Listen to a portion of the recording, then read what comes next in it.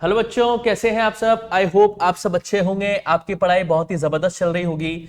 मेरा नाम है इंजमाम खान। स्वागत करता हूं आपका अनअकैडमी के शानदार यूट्यूब प्लेटफॉर्म पर।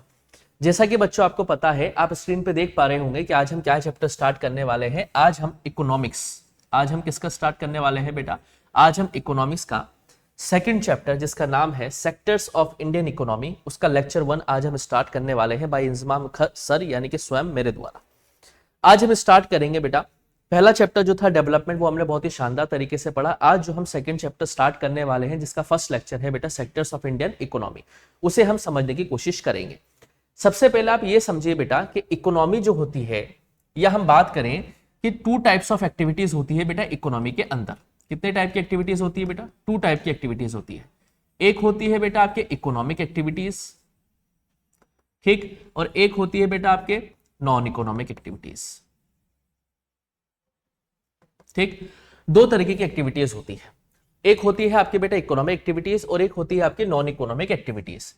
ये जो इकोनॉमिक एक्टिविटीज होती है बेटा, इसका मेन ऑब्जेक्टिव होता है मनी को अर्न करना या फिर लाइवलीहुड कमाना।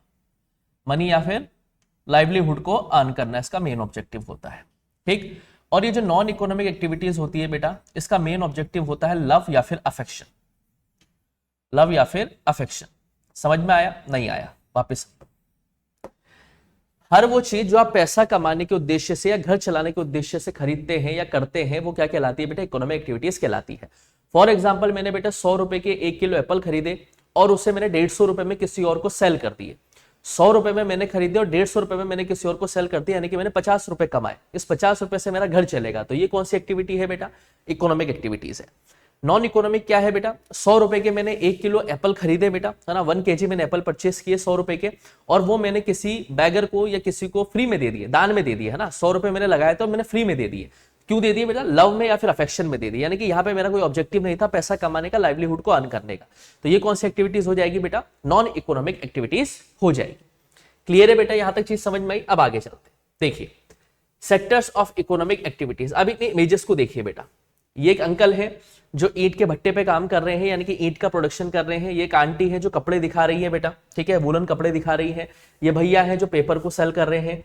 ये कूली है बेटा अंकल जो सामान उठा रहे हैं दूसरों को। और ये कुछ लेडीज है बेटा जो कॉटन का कल्टीवेशन कर रही है। किससे कर रही है बेटा? कॉटन। कॉटन को हमारे यहाँ पे क्या कहते हैं बेटा? राजस्थान में कपास। क्या कहते हैं बेटा? इसको कपास कहा जाता है, ठीक है। तो कपास का कल्टीवेशन यहाँ पे कर रहे हैं। तो आप देखिए बेटा, इसको सब लोग क्या है, अलग अलग तरीके की इकोनॉमिक एक्टिविटीज में एंगेज है। क्योंकि ये ईंट के भट्टे पे काम कर रहे हैं तो इनको इससे पैसा मिलेगा। ये आंटी यहाँ पे कपड़े बेच रही तो इनको भी इससे पैसा मिलेगा, इनका घर चलेगा। ये भैया यहाँ पे अखबार बेच रहे हैं तो इनको भी इससे पैसा मिलेगा, उनका घर चलेगा। यहाँ पे कूली वाला काम कर रहे हैं, दूसरों का सामान उठा रहे हैं तो इनको भी इससे पैसा मिलेगा और घर चलेगा। और ये जो महिलाएं हैं यहाँ पे जो कॉटन में कल्टीवेशन कर रही है, इससे भी इसे मार्केट में सेल करके क्या कराएंगे बेटा? पैसे को अर्न करेंगे। तो ये सब किसी न किसी एक्टिविटीज में क्या है बेटा? एंगेज है और इकोनॉमिक एक्टिविटीज में एंगेज है। अब देखिए, let us look at these pictures. वो पिक्चर्स देख ली बेटा। हमने क्या देखा कि हर एक इंडिविजुअल किसी न किसी इकोनॉमिक एक्टिविटीज में एंगेज है। और जैसा कि मैंने आपको बताया कि इकोनॉमिक एक्टिविटीज क्या होती है बेटा? जो मनी और लाइवलीहुड को अर्न करने के लिए काम करी जा रही है। तो हर एक इंडिविजुअल क्या है? किसी न किसी इकोनॉमिक एक्टिविटीज में एंगेज है, ठीक है। और हर एक एक्टिविटी में कोई ना कोई या तो किसी गुड्स को प्रोड्यूस कर रहा है या फिर किसी न किसी सर्विसेज को दे रहा है। देखो बेटा, ये ईंट का प्रोडक्शन कर रहे हैं, ये प्रोडक्शन नहीं कर रही है, ये सर्विसेज दे रही है, क्योंकि इनके पास कहीं और से बन के आया है कपड़ा। ये भी प्रोडक्शन नहीं कर रहे हैं, ये भी सर्विस दे रहे हैं, यानी कि अखबार को बेचने का काम कर रहे हैं, क्योंकि अखबार का प्रोडक्शन इन्होंने नहीं किया। ये भी सर्विस दे रहे हैं बेटा, और ये प्रोडक्शन कर रहे हैं। ये भी प्रोडक्शन कर रही है, ये भी प्रोडक्शन कर रही है, लेकिन ये सर्विस दे रही है, ये सर्विस दे रहा है और ये भी सर्विस दे रहे हैं। समझ लो बेटा, इन्होंने प्रोडक्शन नहीं किया है। तो हमने क्या देखा कि कुछ एक्टिविटीज में तो गुड्स का प्रोडक्शन किया जा रहा है और कुछ एक्टिविटीज में सर्विसेज को दिया जा रहा है। क्लियर है क्या बेटा? These activities are happening around us every minute even as we speak। और ये एक्टिविटीज हमारे आसपास लगातार चलती ही रहती है बेटा, जितनी देर में हम इससे बातचीत कर रहे हैं। How do we understand these activities? इन एक्टिविटीज को हम समझते कैसे हैं? One way of doing this is to group them, classify them using some important criteria. एक तो तरीका ये है कि हर एक इंडिविजुअल एक्टिविटी को क्लासिफाई कर दें ताकि हम इसको बहुत अच्छी तरीके से समझ पाए। तो इसलिए हम क्या करते हैं बेटा? इन ग्रुप्स को क्या कहा जाता है? सेक्टर्स कहा जाता है। क्या कहा जाता है बेटा? कि हम कैसे इन एक्टिविटीज को समझे। तो इसका एक तरीका तो यह है कि इन सभी एक्टिविटीज को हम क्या करें बेटा? ग्रुप में डिवाइड कर दें एक इंपॉर्टेंट क्राइटेरिया की तरह। तो वो ग्रुप कौन सा कहलाएगा बेटा? वो ग्रुप कहलाएंगे सेक्टर्स। और चैप्टर का नाम भी क्या है बेटा आपका? Sectors of Indian economy. याद रह जाएगी बेटा बात आपको? ठीक है, चलिए आगे। तो आगे देखते हैं बेटा, आगे क्या बात हो रही है। देखिए, there are many activities that are undertaken by directly using natural resources. ये ध्यान रखना बेटा, काफी सारी ऐसी एक्टिविटीज होती है, काफी सारे ऐसे काम होते हैं जिसमें डायरेक्टली किसका इस्तेमाल होता है, नेचुरल रिसोर्सेस का इस्तेमाल होता है। मतलब ऐसे रिसोर्सेस का इस्तेमाल होता है जो डायरेक्टली हमें किसने दिए हैं बेटा, नेचर ने दिए हैं। जैसे समझिए बेटा, कॉटन का कल्टीवेशन है, किसका कल्टीवेशन करना है बेटा, कॉटन का कल्टीवेशन करना है। It takes place within a crop season. अब कॉटन का कल्टीवेशन तो तभी होगा बेटा जब उस क्रॉप का सीजन आएगा, यानी कि उस क्रॉप का जब मौसम आएगा। For the growth of the cotton plant, अगर हमें कॉटन प्लांट को ग्रो करना है तो हम किस किस के ऊपर डिपेंडेंट है, हम नेचुरल फैक्टर्स के ऊपर भी डिपेंडेंट, जैसे रेनफॉल के ऊपर भी डिपेंडेंट है, सनशाइन के ऊपर भी डिपेंडेंट है और क्लाइमेट के ऊपर भी डिपेंडेंट है। क्योंकि कॉटन का कल्टीवेशन के लिए जैसे रेनफॉल चाहिए, जैसे सनशाइन चाहिए, जैसे क्लाइमेट चाहिए, वैसा क्लाइमेट होना चाहिए, तब जाके आप क्या कह सकते हैं, कॉटन का कल्टीवेशन हो पाएगा। तो इससे हम क्या समझेंगे, कॉटन जो है वो एक नेचुरल प्रोडक्ट है, क्योंकि कॉटन हमें नेचर हमें दे रहा है। समझ पा रहे नहीं समझ पा रहे बेटा। अब देखिए, similarly in the case of an activity like dairy, अब डेयरी फार्मिंग का एग्जांपल लीजिए बेटा। डेयरी में किसका प्रोडक्शन करते हैं बेटा, मिल्क का प्रोडक्शन करते हैं। और मिल्क किससे मिलता है बेटा, जो एनिमल्स का बायोलॉजिकल प्रोसेस होता है या उनको जो चारा दिया जाता है उससे क्या बनता है बेटा, मिल्क बनता है। ठीक है भाई, एनिमल्स के बायोलॉजिकल प्रोसेस से तो मिल्क का प्रोडक्शन होता है बेटा, जो उनको चारा हम खिलाते हैं, या जो एनिमल्स का जो अंदर इंटरनल बायोलॉजिकल प्रोसेस होता है, जो चारा उनका चढ़ जाता है, पेट में जाने का हजम हो जाता है, उससे उनका क्या बनता है, दूध बनता है। बनता ही नहीं बनता है बेटा। तो ये जो मिल्क है वो भी क्या है बेटा, एक नेचुरल प्रोडक्ट है। अब देखिए, मिनरल्स और ओर्स जो जमीन के अंदर पाए जाते हैं बेटा, वैसा तो है नहीं कि इतिहास में किसी ने उसको जमीन में गाड़ दिया होगा। मिनरल्स और ओर्स तो आपको पता है बेटा, igneous rocks, sedimentary rocks, metamorphic rocks के वियरिंग टियरिंग से फिर क्या होता है बेटा, मिलियन ऑफ ईयर्स में मिनरल्स बनते हैं। ठीक है, तो मिनरल्स और ओर्स भी क्या है बेटा, नेचुरल प्रोडक्ट्स है। तो देखिए, when we produce a good, अब इसको समझिए बेटा, क्या बात करना चाह रहे हैं हम, सेक्टर्स को किस किस में डिवाइड किया। जब हम एक गुड का प्रोडक्शन कर रहे हैं बाय एक्सप्लॉइटिंग नेचुरल रिसोर्सेस, जब हम किसी गुड का प्रोडक्शन कर रहे हैं नेचुरल रिसोर्सेज को एक्सप्लॉइट करके या नेचुरल रिसोर्सेज का इस्तेमाल करके, उस एक्टिविटी को हम क्या कहते हैं बेटा, प्राइमरी सेक्टर कहते हैं। क्या कहते हैं बेटा, उसे हम प्राइमरी सेक्टर कहते हैं। समझना, मैं फिर बता रहा हूं बेटा, क्या समझाना चाह रहा हूं मैं, कि जब हम किसी चीज गुड्स का प्रोडक्शन करते हैं नेचुरल रिसोर्सेज का इस्तेमाल करके या नेचुरल रिसोर्सेज को एक्सप्लॉइट करके, वो कौन सा सेक्टर कहलाता है बेटा, वो सेक्टर कहलाता है आपका प्राइमरी सेक्टर। भाई, इकोनॉमिक एक्टिविटीज को हम 3 सेक्टर्स में डिवाइड करते हैं, प्राइमरी, सेकेंडरी और टर्शरी। अच्छा, प्राइमरी क्यों कहते हैं वो भी हम पढ़ लेंगे। तो याद रखना बेटा, जब किसी गुड्स का प्रोडक्शन किया जा रहा है नेचुरल रिसोर्सेज को एक्सप्लॉइट करके या नेचुरल रिसोर्सेज को इस्तेमाल करके, तो वो कौन सी चीज कहलाती है बेटा, वो चीज कहलाती है आपकी क्या बेटा, प्राइमरी सेक्टर कहलाती है। समझ में आया बेटा। अच्छा, सब में निकल के आएगा कि सर ये प्राइमरी का मतलब क्या है। देखिए, प्राइमरी ही क्यों, this is because it forms the base for all other products that we subsequently make. यानी कि ये बेस है। देखिए बेटा, आप कॉटन से आप कपड़ा बनाओगे, कपड़े को फिर आप दुकान में सेल करोगे, तो बेस क्या है, कॉटन है। तो कॉटन क्या है, प्राइमरी प्रोडक्ट है। अब आप मान लो डेयरी प्रोडक्शन आप कर रहे हो, तो डेयरी का प्रोडक्शन क्या होता है, मिल्क होता है। मिल्क आ रहा है नेचुरल प्रोडक्ट से, प्राइमरी सेक्टर है। मान के चलो आप जैगरी का प्रोडक्शन कर रहे हो, यानी कि गुड़ बना रहे हो, गुड़ किससे आता है, शुगर केन से। तो शुगर क्या है, प्राइमरी सेक्टर, यानी कि बेस है। ये आगे आने वाले सेक्टर्स का क्या है बेटा, बेस है।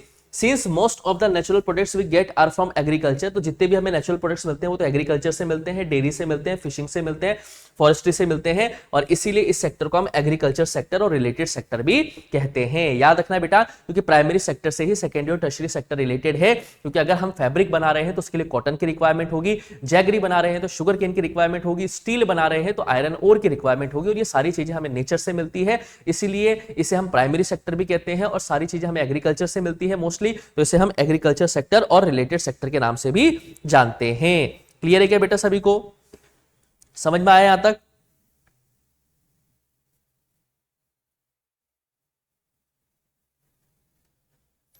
ठीक है बेटा, चले आगे, यहां तक क्लियर है सभी को।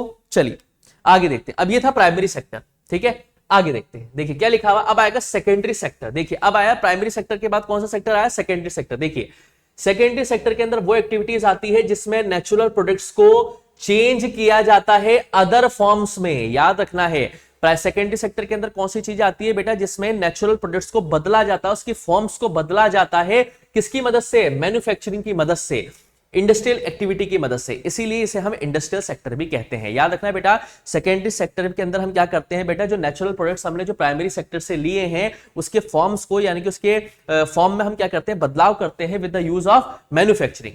ये बात ध्यान रखना। और प्राइमरी सेक्टर के बाद सेकेंडरी सेक्टर ही आता है। अब देखिए, the product is not produced by nature but has to be made and therefore some process of manufacturing essential. This could be in the factory, workshop or at home.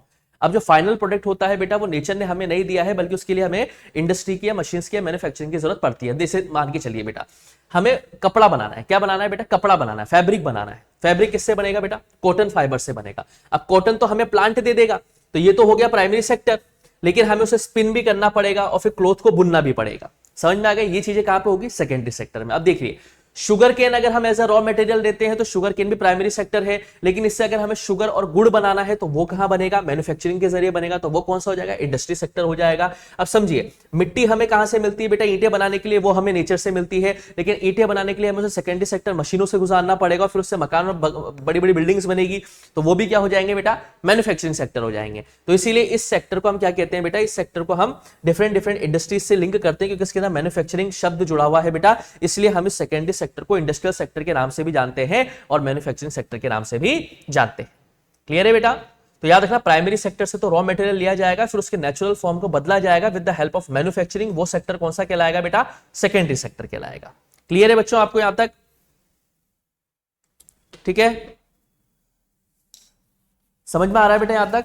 चलिए आगे देखते हैं, आगे क्या बात हो रही है। आगे देखिए, अब प्राइमरी और सेकेंडरी सेक्टर के बाद थर्ड तरह का सेक्टर आएगा बेटा, और जो चीजें प्राइमरी और सेकेंडरी सेक्टर में नहीं आई वो सारी की सारी चीजें किसमें आ जाएगी बेटा? टर्शरी सेक्टर में आ जाएगी। और इस थर्ड टाइप ऑफ सेक्टर को क्या कहा जाता है बेटा? टर्शरी सेक्टर कहा जाता है। और ये दोनों से अलग है। दोनों से अलग है क्यों बेटा? देखिए इसके अंदर जो एक्टिविटीज होती है वो डेवलपमेंट करती है प्राइमरी और सेकेंडरी सेक्टर का, यानी कि प्राइमरी से रॉ मटेरियल ले लिया, सेकेंडरी सेक्टर में उसे मैन्युफैक्चरिंग करके उसका फॉर्म को बदल दिया, लेकिन मार्केट में वो बिकेगा कैसे? मार्केट में वो बिकेगा टर्शरी सेक्टर की मदद से। देखिए these activity by themselves do not produce a good. याद रखना टर्शरी सेक्टर के अंदर किसी भी गुड्स का प्रोडक्शन नहीं किया जाता है, लेकिन ये प्रोडक्शन प्रोसेस को सपोर्ट करता है। सर कैसे सपोर्ट करता है? देखिए जो गुड्स प्रोड्यूस किया जा रहा है प्राइमरी और सेकेंडरी सेक्टर में, उसको ट्रांसपोर्ट किया जाएगा ट्रक्स और ट्रेन्स के जरिए, ट्रांसपोर्ट किया जाएगा ट्रक्स और ट्रेन्स के जरिए, और फिर उसे सोल्ड किया जाएगा होलसेल और रिटेल मार्केट में। तो याद रखना ये ट्रांसपोर्टेशन वाली जो चीज है, ये होलसेल और रिटेल मार्केट वाली जो चीज है, वो सारी की सारी किस में आएगी बेटा? टर्शरी सेक्टर में आएगी। याद रखना बेटा इस टाइम पे बहुत जरूरी है कि इनको स्टोर किया जाए बड़े बड़े गोडाउंस में, ठीक है। और टेलीफोन वाला जो कॉन्सेप्ट है, लेटर्स भेजना, कम्युनिकेशन, पैसा उधार लेना, बैंक्स वगैरह, ट्रेडिंग वगैरह करना, transportation, storage, communication, banking, trade, ये सारे के सारे टर्शरी एक्टिविटीज के एग्जांपल है। यानी कि जो चीजें प्राइमरी और सेकेंडरी सेक्टर में नहीं आई वो सारी के सारी टर्शरी सेक्टर में आ जाएगा, चाहे वो एजुकेशन हो, बैंकिंग हो, कम्युनिकेशन हो, इंटरनेट हो, आर्टिफिशियल इंटेलिजेंस हो, ईमेल हो, पुलिस स्टेशन हो, टॉयलेट हो, रेलवे स्टेशन हो, बस स्टैंड हो, मेट्रो स्टेशन हो, ये सारी की सारी चीजें टर्शरी सेक्टर के अंदर आती है। टर्शरी सेक्टर प्राइमरी और सेकेंडरी से अलग है, लेकिन ये प्राइमरी और सेकेंडरी को बूम देती है बेटा, क्योंकि सेकेंडरी से अगर आपको दाल खरीदनी है, आपको तेल खरीदना है, तो आप फैक्ट्री में तो जाके नहीं खरीदोगे बेटा, अपने पास की दुकानों से खरीदोगे, और दुकानों तक वो सामान पहुंचता है ट्रांसपोर्टेशन के जरिए। और ट्रांसपोर्टेशन वाला जो मुद्दा है वो किसके अंदर आता है बेटा? वो आता है आपका टर्शरी सेक्टर के अंदर। क्लियर है बच्चों? तो याद रखना बेटा इसके अंदर सर्विसेज दी जाती है, यानी कि सेवाएं ज्यादा दी जाती है, इसके अंदर किसी गुड्स का प्रोडक्शन नहीं किया जाता है, इसलिए इस सेक्टर को सर्विस सेक्टर के नाम से भी जाना जाता है। प्राइमरी सेक्टर को एग्रीकल्चर सेक्टर कहते हैं, सेकेंडरी सेक्टर को मैन्युफैक्चरिंग या इंडस्ट्रियल सेक्टर भी कहते हैं, और टर्शरी सेक्टर को हम सर्विस सेक्टर के नाम से भी जानते हैं, क्योंकि इसके अंदर किसी चीज का प्रोडक्शन नहीं किया जाता है, इसलिए इसे सर्विस सेक्टर के नाम से भी जाना जाता है। बताओ यहां तक समझ में आया नहीं आया बेटा सभी को?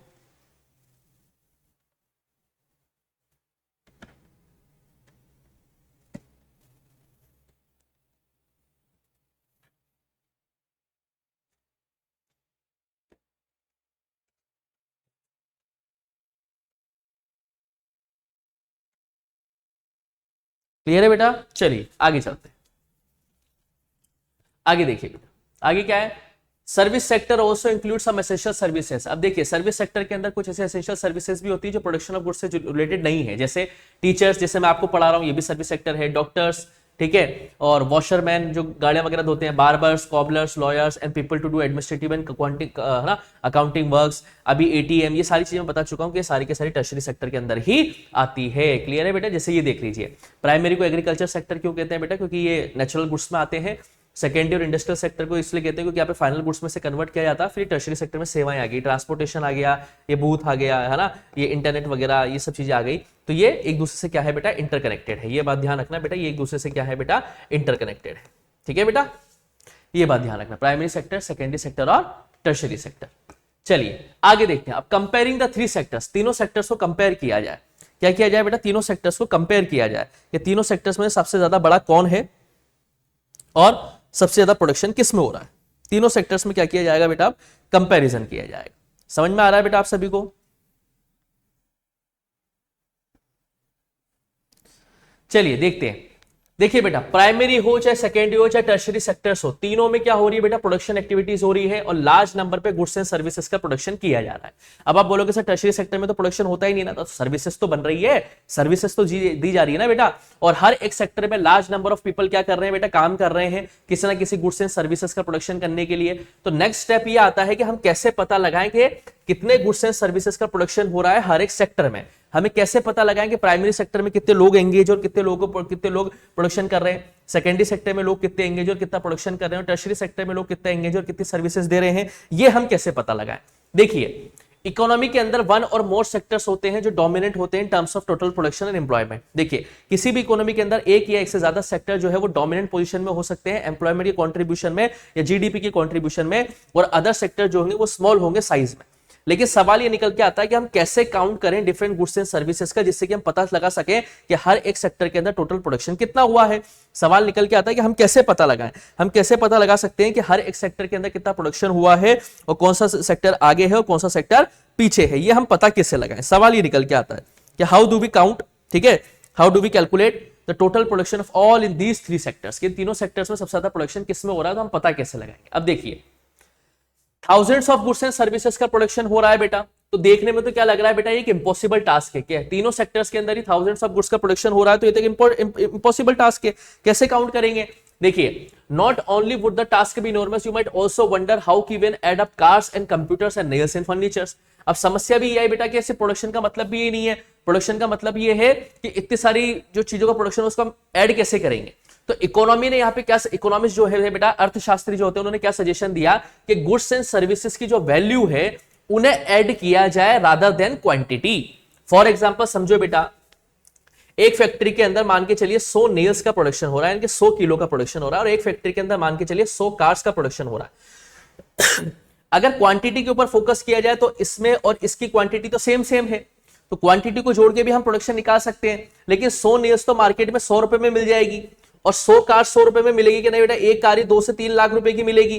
तो यहां पे इकोनॉमिस्ट ने क्या बोला है बेटा कि क्वांटिटी पे फोकस नहीं किया जाएगा। भाई अगर हम देखें दोनों ही सेकेंडरी सेक्टर के अंदर, इसमें भी 100 नेल्स का प्रोडक्शन है, इसमें भी 100 कार्स का प्रोडक्शन हो रहा है, लेकिन नेल की वैल्यू अलग है, कार की वैल्यू अलग है। अगर इस 100 क्वांटिटी पे फोकस करेंगे तो इससे क्या होगा बेटा, सेक्टर्स का टोटल प्रोडक्शन नहीं आ पाएगा। तो यहां पे अर्थशास्त्रियों ने क्या सजेशन दिया कि क्वांटिटी को तो इग्नोर करो, वैल्यू पे फोकस करो। किस पे फोकस करो, वैल्यू पे, वैल्यू पे फोकस करो, गुड्स एंड सर्विसेज की मनी वैल्यू पे फोकस करो, उसकी जो वैल्यू है उसको टोटल करो, और उसके बाद क्या निकालो बेटा, तीनों सेक्टर्स का प्रोडक्शन निकालो। जैसे समझिए 10,000 किलो वीट है जो 20 रुपए किलो में सोल्ड करी जा रही है, तो वीट का वैल्यू कितना हो गया, 2 लाख रुपए। तो इस वैल्यू को काउंट किया जाएगा।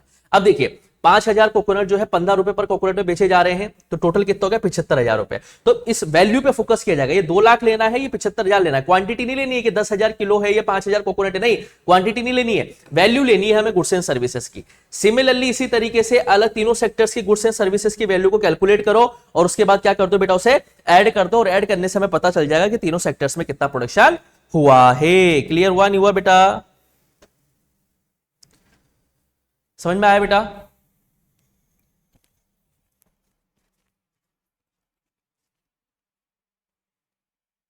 ठीक है, चलिए आगे देखिए। Remember there is one precaution, लेकिन एक प्रिकॉशन लेना है तीनों की वैल्यूज को काउंट करते वक्त। देखिए एवरी गुड और हर एक सर्विसेज जो प्रोड्यूस करी जा रही है और सोल्ड करी जा रही है उसको भी काउंट करना है, लेकिन इसे तभी सेंस निकलेगा जब आप फाइनल वैल्यू को शामिल करेंगे। मतलब फाइनल वैल्यू क्या होती है, देखिए अब इसको समझिए। एक फार्मर ने सेल करा वीट को, फ्लोर मिल को 20 रुपए केजी में। एक फार्मर ने गेहूं सेल किया, गेहूं पीसने वाली मिल को 20 रुपए किलो में, ठीक है। अब उस फ्लोर मिल ने उस गेहूं से आटा बना दिया और वो आटा भेजा बिस्किट कंपनी को 25 रुपए किलो में। यानी कि फार्मर को भी पैसा मिला है, फ्लोर मिल वाले को भी पैसा मिला, बिस्किट कंपनी ने 25 रुपए किलो में खरीदा है। अब बिस्किट कंपनी जो है इससे बिस्किट बनाएगी, लेकिन उसमें उसको शुगर भी डालना पड़ेगा, ऑयल भी डालना पड़ेगा, और उसे 4 पैकेट बिस्किट के बनाए, और लास्ट उसे कितने रुपए आए, 80 रुपए आई। तो यहां पे क्या कहना चाह रहे हैं इकोनॉमिस्ट की, जो 80 रुपए है ना, इस 80 रुपए के अंदर ये 20 रुपए और 25 रुपए पहले से ही शामिल है, तो इनको बार बार काउंट नहीं करना है। हमें किसको काउंट करना है, फाइनल वैल्यू को शामिल करना है। तो फाइनल गुड्स क्या होते हैं, बिस्किट है, बिस्किट अब हम डायरेक्टली कंज्यूम करेंगे। भाई फाइनल गुड्स क्या होते हैं, goods data reach the consumers. Final goods वो होते हैं जो कंज्यूमर डायरेक्टली कंज्यूम करता है, और वो फाइनल वैल्यू कितनी है, 80 रुपए। तो यहाँ पे इकोनॉमिस्ट ने क्या बोला है कि 80 रुपए को शामिल किया जाए, ये 20 और 25 रुपए को शामिल नहीं करना, क्योंकि 20 और 25 रुपए पहले से ही 80 रुपए के शामिल, 80 रुपए के अंदर शामिल है, और अगर इनको अगर आप शामिल करोगे तो डबल काउंटिंग हो जाएगी। इसीलिए क्या बोला है कि तीनों सेक्टर्स के प्रोडक्शन को टोटल करते वक्त आपको क्या ध्यान रखना है, आपको फाइनल वैल्यू को शामिल करना है, not the value of intermediate goods. ठीक है बेटा, क्योंकि इससे क्या होता है बेटा, डबल काउंटिंग हो जाएगी। लिखा हुआ ना बेटा, intermediate goods are used up in producing final goods and services, the value of final goods, ये देखिए, the value of final goods already includes the value of all the intermediate goods that are used in the making the final good. यानी कि final goods के अंदर जो है intermediate goods की पहले से ही सारी वैल्यू शामिल रहती है, तो डबल काउंटिंग से बचने के लिए हम सिर्फ वैल्यू जो है वो फाइनल वैल्यू को ही शामिल करते हैं। क्लियर है बेटा, अगर अलग अलग लेंगे तो डबल काउंटिंग हो जाएगी। तो याद रखना बेटा, इसलिए हम क्या कह रहे हैं कि फाइनल वैल्यू को शामिल किया जाएगा। जब हम गुड्स का प्रोडक्शन कर रहे हैं तो उनके फाइनल वैल्यू को ही हम काउंट करेंगे, क्योंकि अगर हम अलग अलग काउंटिंग करेंगे बेटा तो उससे डबल काउंटिंग हो जाएगी। समझ पा रहे हैं बेटा आप लोग?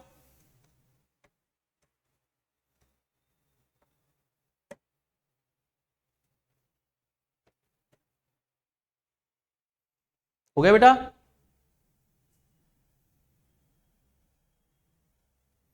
चलिए आगे देखिए, the value of final goods and services produced in each sector during a particular year provides the total production of the sector for that year. देखिए, अब हर एक सेक्टर के अंदर जो फाइनल गुड्स एंड सर्विसेज का प्रोडक्शन किया गया है उसको जोड़ दो, उससे क्या निकल के आ जाएगी बेटा, जीडीपी निकल जाएगी, ग्रॉस डोमेस्टिक प्रोडक्ट निकल के आ जाएगा। और ग्रॉस डोमेस्टिक प्रोडक्ट की डेफिनेशन क्या होती है, it is the value of all final goods and services produced with in a country during a particular year, जो कि फाइनेंशियल ईयर होता है 1 अप्रैल से लेकर 31 मार्च तक। क्लियर बेटा? और जीडीपी से हमें पता चलता है कि कंट्री की इकोनॉमी कितनी बड़ी है बेटा। ठीक है, और ये जीडीपी काउंट करने का काम होता है सेंट्रल गवर्नमेंट की मिनिस्ट्री का, और सेंट्रल गवर्नमेंट की जो मिनिस्ट्री है वो स्टेट गवर्नमेंट की मदद लेके और यूनियन टेरिटरीज की मदद लेके क्या करती है बेटा, इंफॉर्मेशन को कलेक्ट करती है और जीडीपी का एस्टिमेट देती है। याद रखना, तीनों सेक्टर्स के अंदर जो प्रोडक्शन हो रहा है उसकी total value final goods and services की वैल्यू को काउंट करके उनको ऐड किया जाता है, उसके बाद जीडीपी मिल जाती है बेटा। और जीडीपी के बाद हमें पता चल जाता है कि कंट्री की इकोनॉमी कितनी बड़ी है, और ये जीडीपी काउंट करने की जिम्मेदारी सेंट्रल गवर्नमेंट की है बेटा। और सेंट्रल गवर्नमेंट जो है स्टेट गवर्नमेंट और यूनियन टेरिटरीज की मदद से क्या करती है बेटा, ये जीडीपी का एस्टिमेट निकाल के देती है। क्लियर है बच्चों आप सभी को? यहां तक पढ़ लो बेटा इसको। चलिए आगे चलते हैं। आगे क्या लिखा हुआ है बेटा, हिस्टोरिकल चेंजेस इन सेक्टर्स। अच्छा, तीनों सेक्टर्स में क्या क्या बदलाव आए हैं देखिए बेटा। हमें पता है बेटा कि हिस्ट्री काफी बड़ी है, ठीक है। स्टार्टिंग में डेवलपमेंट थोड़ा स्लो हुआ, ठीक है। जैसे अगर हम स्पेशली बात करें बेटा 1974 से अगर हम पहले की बात करें बेटा, तो इस टाइम पे हमारी जो इंडिया की इकोनॉमी थी वो एग्रेरियन इकोनॉमी थी। कैसी इकोनॉमी थी? एग्रेरियन इकोनॉमी थी। एग्रेरियन इकोनॉमी का मतलब कहा जाए बेटा तो 70% तक लगभग पॉपुलेशन जो है वो एग्रीकल्चर सेक्टर में एंगेज थी। किसमें एंगेज थी बेटा? एग्रीकल्चर सेक्टर में एंगेज थी। तो जाहिर सी बात है जीडीपी के अंदर सबसे ज्यादा कॉन्ट्रीब्यूशन कौन कर रहा होगा बेटा? प्राइमरी सेक्टर ही कर रहा होगा। और फिर इसके बाद हमें ग्रीन रिवोल्यूशन भी देखने को मिला। तो ग्रीन रिवोल्यूशन में तो एचवाईवी सीड्स आ गए थे, मॉडर्न फार्मिंग मेथड्स आ गए थे। तो ये प्राइमरी सेक्टर एक पीक लेवल पे पहुंच गया था बेटा प्रोडक्शन के कंपैरिजन में और जीडीपी के कंट्रीब्यूशन में। समझ पा रहे हैं, नहीं समझ पा रहे हैं बेटा? ठीक है, तो फार्मिंग के मेथड बदले, एग्रीकल्चर सेक्टर डेवलप हुआ बेटा, तो काफी ज्यादा फूड का प्रोडक्शन होने लगा और काफी सारे लोग अब इसमें एंगेज होने लगे। क्लियर है क्या बेटा? लेकिन फिर याद रखो बेटा, फिर क्या हुआ? समय बदला। फिर आया इंडिया के अंदर इंडस्ट्रियल रिवोल्यूशन। क्या आया बेटा इंडिया के अंदर? इंडस्ट्रियल रिवोल्यूशन आया। अब इंडस्ट्रियल रिवोल्यूशन आया तो काफी सारे लोग जो है प्राइमरी सेक्टर से कहां पे शिफ्ट होने लगे बेटा? इंडस्ट्रीज में शिफ्ट होने लगे। कहां पे शिफ्ट होने लगे बेटा? इंडस्ट्रीज में शिफ्ट होने लगे। और इंडस्ट्रीज में शिफ्ट होने लगे तो फिर उसके बाद क्या हुआ बेटा? उसके बाद ये मान के चलो कि इंडस्ट्रियल सेक्टर में क्या हुआ बेटा? प्रोडक्शन हुआ, क्योंकि फैक्ट्रीज आई नई नई, ठीक है, नए नए तरीके से, है ना, ग्लोबलाइजेशन का कॉन्सेप्ट आया, नई नई फैक्ट्री सेटअप होने लगी। तो लोग क्या होने लगे बेटा? इंडस्ट्रीज की तरफ बढ़ने लगे। और फिर सेकेंडरी सेक्टर को क्या मिला बेटा? बूम मिला।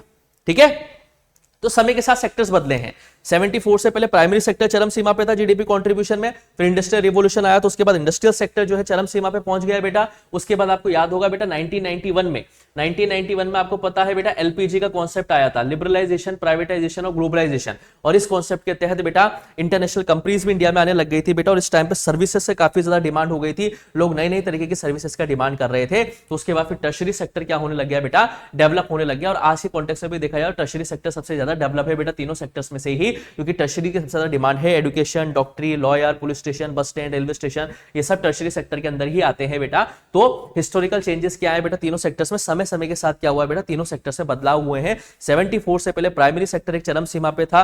फिर जब इंडस्ट्रियल रिवोल्यूशन आया बेटा, तो इंडस्ट्रियल रिवोल्यूशन आने के बाद इंडस्ट्रियल रिवोल्यूशन जो है वो बहुत आगे तेजी से बढ़ा, फिर वो जीडीपी कंट्रीब्यूशन में सबसे ज्यादा आगे चला गया। फिर 1991 के बाद जब एलपीजी का कॉन्सेप्ट आया बेटा, तो काफी सारी इंटरनेशनल कंपनीज यहाँ पे आने लगी बेटा, नई नई सर्विसेज वो देने लगी, तो सर्विस सेक्टर हमें बहुत ज्यादा आगे ऊपर जाता हुआ देखने को मिलता है। और इसके बारे में हम और भी आगे पढ़ेंगे बेटा कि सर्विस सेक्टर क्यों इतना ज्यादा आगे की तरफ बढ़ रहा है और सर्विस सेक्टर कैसे प्राइमरी और टर्शरी सेकेंडरी सेक्टर को पीछे छोड़ देता है। और ये सारी चीजें हम जो है नेक्स्ट लेक्चर में पढ़ेंगे, आज हम ये तक ही पढ़ने वाले हैं। क्लियर है बेटा? तो यहां तक आपको समझना है बेटा कि क्या क्या हिस्टोरिकल बदलाव हुए हैं तीनों सेक्टर्स के अंदर ही। उसके बाद फिर जो है इसके आगे हम नेक्स्ट लेक्चर में पढ़ेंगे बेटा कि आगे जाके क्या हो सकता है, आगे क्या हुआ, टर्शरी सेक्टर इतना बूम कैसे हुआ, एम्प्लॉयमेंट अपॉर्चुनिटी सबसे ज्यादा किस सेक्टर के अंदर मिली है, क्या प्राइमरी सेक्टर है या सेकेंडरी सेक्टर है या टर्शरी सेक्टर है। उसके बाद हम देखेंगे कि अभी प्रेजेंट की सिचुएशन क्या है, अभी प्रेजेंट में सबसे ज्यादा एम्प्लॉयमेंट अपॉर्चुनिटीज किसके अंदर मिली हुई है। फिर हम एक ऑर्गेनाइज सेक्टर और अनऑर्गेनाइज सेक्टर के बारे में बात करेंगे, जो एक गवर्नमेंट के अंदर रजिस्टर्ड होते हैं और एक नॉन गवर्नमेंट होते हैं। फिर हम एक पब्लिक सेक्टर और प्राइवेट सेक्टर के बारे में बात करेंगे और उसके बाद ये चैप्टर हमारा क्या हो जाएगा बेटा, कंप्लीट हो जाएगा। क्लियर है बेटा? तो आज अपन इसको यहीं तक ही पढ़ेंगे, कोई डाउट हो तो पूछ लीजिएगा। मिलता हूं बेटा आपसे फिर मैं, ठीक है, नेक्स्ट लेक्चर में। तब तक के लिए आप लोग पढ़ते रहिए, मस्त रहिए। Thank you, bye bye.